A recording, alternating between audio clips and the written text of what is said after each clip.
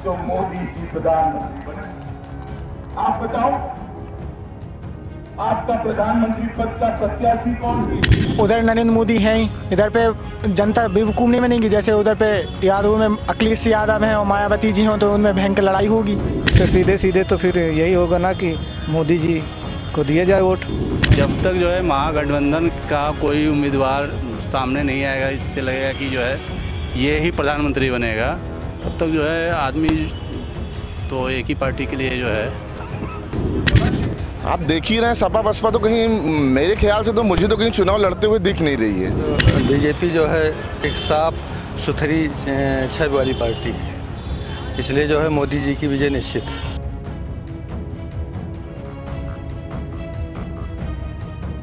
नमस्कार, मैं हूं देवांजलि मोहित्रा। लोकसभा चुनाव अपने चरम पर है। कांग्रेस और बीजेपी समेत तमाम पार्टियां चुनावी मैदान में उतर चुके हैं।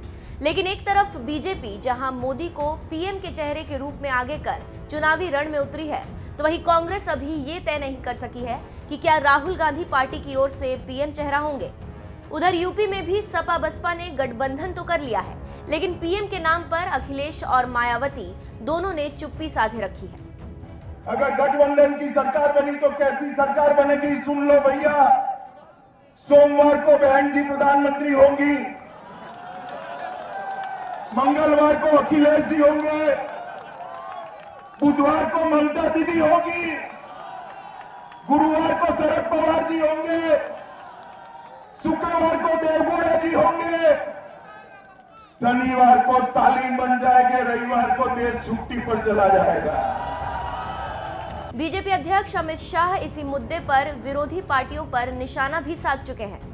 ऐसे में जब देश में मोदी बनाम कौन की बहस छिड़ी है, तो आइए जानते हैं जनता के मन में क्या है और विपक्षी पार्टियों की ओर से पीएम कैंडिडेट का ऐलान न करने का असर क्या चुनाव पे पड़ेगा। महागठबंधन का पीएम उम्मीदवार अभी तक तय नहीं हुआ है, जबकि बीजेपी के पास जो चेहरा है वो नरेंद्र मोदी जी का चेहरा है। जी ठीक है, क्या लगता है इनसे नतीजों पर कोई फर्क पड़ेगा? बिल्कुल फर्क पड़ेगा। जब उनको यही नहीं पता है कि उनके पास प्रधानमंत्री बनाने के लिए जनता को पता ही नहीं होगा कि हम किसको प्रधानमंत्री के लिए वोट करें, तो बिल्कुल फ़र्क पड़ेगा। बहुत फ़र्क पड़ेगा। देखिए, सपा और बसपा इन गठबंधन को लेके अभी तक इनके पास प्रधानमंत्री उम्मीदवार कोई नहीं है, ठीक है। और मोदी जी के पास भाजपा के पास मोदी जी का एक बहुत अच्छा चेहरा है, कारगर चेहरा है। इससे बहुत नतीजों पे फ़र्क पड़ेगा। नतीजों में बहुत बड़ा फ़र्क पड़ेगा, क्योंकि जब चेहरे सामने होते हैं तो आदमी का मन माफिक विचार भी बनता है। दूसरा, मोदी जी ने जो किया है, अंतर्राष्ट्रीय स्तर पर जो कार्य किए हैं, वो जनता के हृदय में समा गए हैं। और गठबंधन का जो मेन मुद्दा है, तो गठबंधन को कांग्रेस भी कमज़ोर कर रही है, प्रगतिशील समाजवादी पार्टी भी कमज़ोर कर रही है।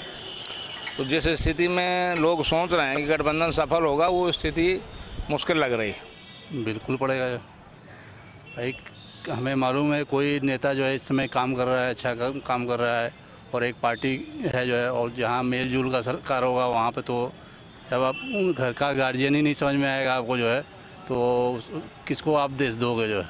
बहुत बड़ा असर पड़ेगा, क्योंकि अभी तक जो महागठबंधन में अभी तक जब हमारा मुखिया नहीं तय है, तो उससे जनता को तो असर पड़ेगा ना भाई, कि जब इनका अभी तक मुखिया नहीं तय है, प्रधानमंत्री कौन बनेगा कौन नहीं बनेगा, तो इससे क्या मतलब है। इससे सीधे सीधे तो फिर यही होगा ना कि मोदी जी को दिया जाए वोट। नतीजों पे फ़र्क नहीं पड़ेगा। जैसे कि उधर नरेंद्र मोदी हैं ही, इधर पे जनता बेवकूफ़ नहीं बनेगी। जैसे उधर पे यादव में अखिलेश यादव हैं और मायावती जी हों तो उनमें भयंकर लड़ाई होगी, फिर बहुत सा नतीजे होंगे। विद्रोह भी फैलेगा। उधर पे हरिजन लोग भी कहेंगे मायावती बनना चाहिए, और यादव लोग भी कहेंगे और क्या अखिलेश यादव बनना चाहिए। तो इस पर भारत में बहुत सा प्रभाव पड़ेगा, और मतलब खुल के जो है विद्रोह फैलेगा। नहीं, महागठबंधन का उम्मीदवार मेरे ख्याल से बहुत जल्दी घोषित हो जाएगा। और वैसे भी अगर लोकतंत्र में संख्या बल देखा जाता है, तो संख्या बल में आपको पता है कांग्रेस ही एक पार्टी है जिसके पास सबसे ज़्यादा लोकसभा में सांसद हैं। दूसरे नंबर पे जो आज है मोदी जी की सरकार बनी हुई है, और कांग्रेस सेकंड नंबर पे। तो संख्या बल के आधार पर, और मुझे लगता है कि बहुत जल्दी, और कई विपक्षी दल बोल भी चुके हैं कि राहुल जी ही प्रधानमंत्री पद के उम्मीदवार हैं।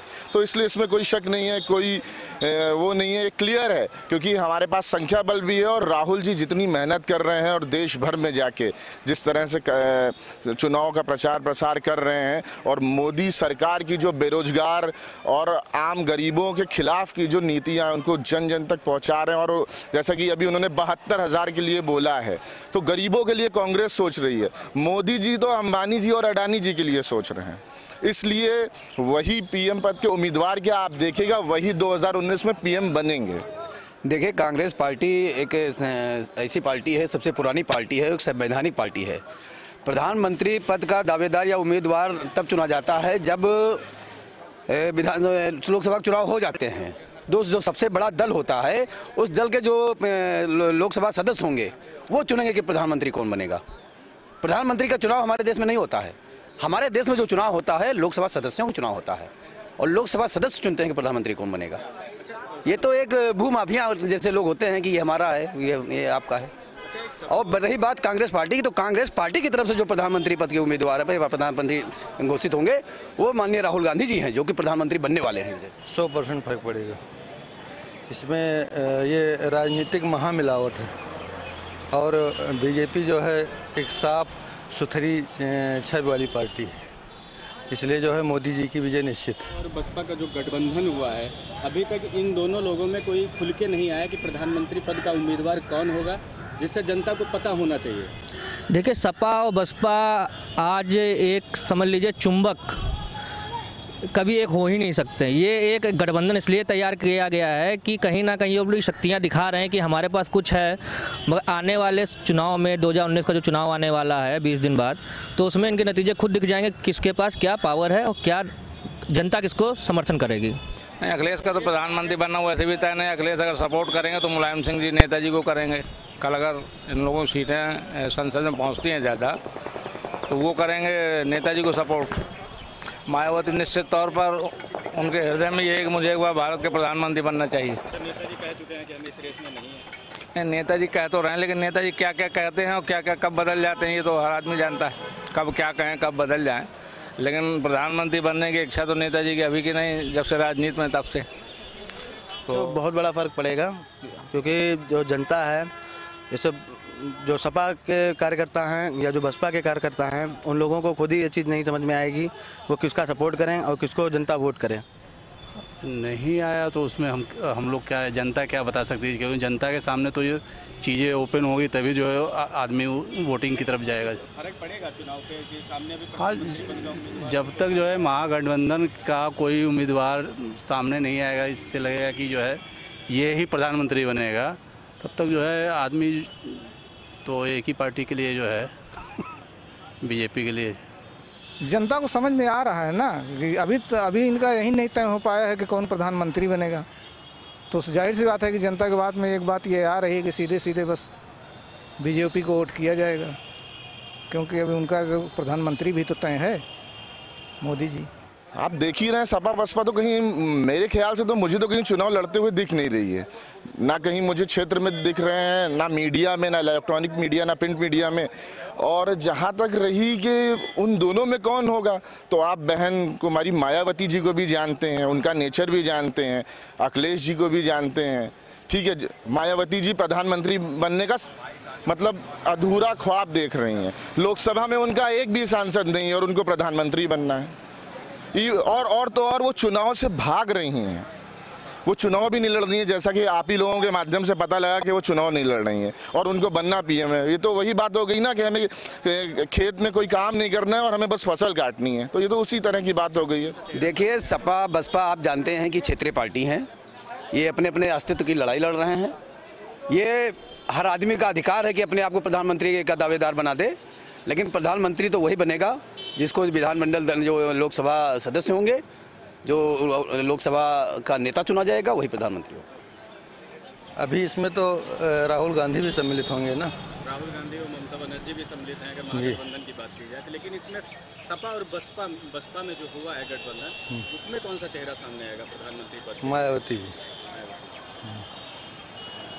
गठबंधन की अगर बात की जाए तो उसमें चेहरे काफ़ी हैं, जैसे ममता बनर्जी भी आ गई, राहुल गांधी भी आ गए, ठीक है, तो इसमें कौन लगता है कि प्रधानमंत्री पद का उम्मीदवार होगा? राहुल जी होंगे, क्योंकि संख्या बल के आधार पे देखिए ना आप, क्या ममता बनर्जी जी का आपने नाम लिया, उनके पास कितनी सीटें हैं लोकसभा में?